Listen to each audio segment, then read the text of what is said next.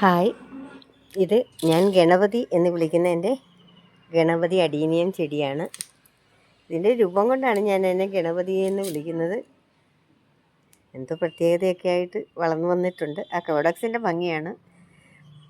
ഇത് നാടൻ അഡീനിയമാണ്. റോസും ഡാർക്ക് പിങ്കും ചേർന്ന സാധാരണ പഴയ അഡീനിയമാണ്. ഇതെങ്ങനെയോ ഇങ്ങനെയൊക്കെയുള്ള കോഡക്സായിട്ട് മാറി. അതുകൊണ്ട് ഞങ്ങളതിനെ ഗണപതി എന്ന് വിളിക്കുന്നു. ഇപ്പം ഈ കുറേ ദിവസമായിട്ട് വീഡിയോസ് ഒന്നും ഇടാൻ പറ്റുന്നില്ല. കല്യാണം വിളിയുടെ ഒരു തിരക്ക്, പിന്നെ പെയിൻറ്റിങ്ങുകാർ അവർക്ക് ഇഷ്ടമുള്ള സ്ഥലത്താണ് എൻ്റെ ചെടികൾ എടുത്തു വച്ചിരിക്കുന്നത്. സത്യത്തിൽ പെയിൻറ്റിങ്ങുകാരല്ല എടുത്തു വച്ചിരിക്കുന്നത്, ഞങ്ങളൊക്കെ തന്നെയാണ്. അവർക്ക് വേണ്ടിയാണ് അതെല്ലാം മാറ്റിയത്. ഇപ്പം ഒരുമാതിരി അവിയൽ പരുവത്തിലാണ് ചെടികളെല്ലാം ഇരിക്കുന്നത്. ഇതൊക്കെ കഴിഞ്ഞിട്ട് പെയിൻറ്റിങ് എല്ലാം കഴിഞ്ഞിട്ട് വേണം ഇതിനെയൊക്കെയൊന്ന് വീണ്ടും അറേഞ്ച് ചെയ്യാൻ. അറേഞ്ച് ചെയ്യുന്നത് കല്യാണം കഴിഞ്ഞിട്ടേ ഉള്ളൂ. കാരണം കല്യാണത്തിന് പന്തലൊക്കെ ഇടണമെങ്കിൽ നമ്മുടെ മുറ്റം തന്നെയാണ് അതിന് യൂസ് ചെയ്യുന്നത്.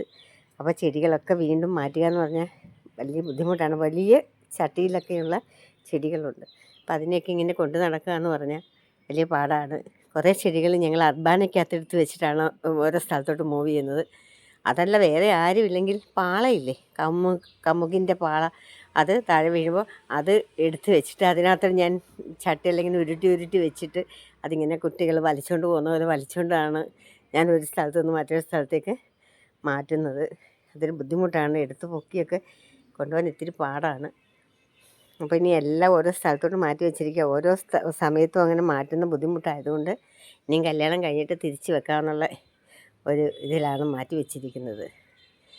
ഈ സാധാരണ അഡീനിയത്തിന് അതിൻ്റേതായിട്ടുള്ളൊരു പ്രത്യേക കുറേ ഫ്ലവേഴ്സൊക്കെ വിരിഞ്ഞു പോയി, പൊഴിഞ്ഞു പോയി. ഇപ്പം 3 പൂക്കളേ ഉള്ളൂ. 2 പൂക്കളല്ല, 3 പൂക്കളുണ്ട്. 3 പൂക്കളേ ഉള്ളൂ. ഒന്ന് രണ്ടെണ്ണമൊക്കെ കൊഴിയാറായി നിൽക്കുകയാണ്. ഇത് കുറച്ച് വലിയൊരു പ്ലാന്റാണ്. അത് കണ്ടില്ലേ, വലിയൊരു പ്ലാന്റാണ്. പക്ഷേ എൻ്റെ കോഡക്സ് നമുക്ക് ഭയങ്കര ഇഷ്ടമാണത്.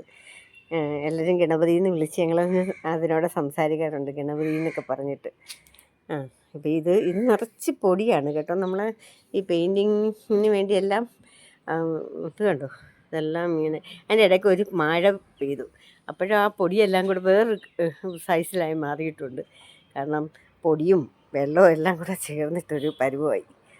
ഇതെല്ലാം നല്ലപോലെ വെള്ളം ഒഴിച്ച് കഴുകി വേണം നമ്മൾ റീപ്ലേസ് ചെയ്യാൻ. എനിക്ക് ഇഷ്ടപ്പെട്ടോ കൂട്ടുകാരെ എൻ്റെ ഈ ഗണപതിയെ?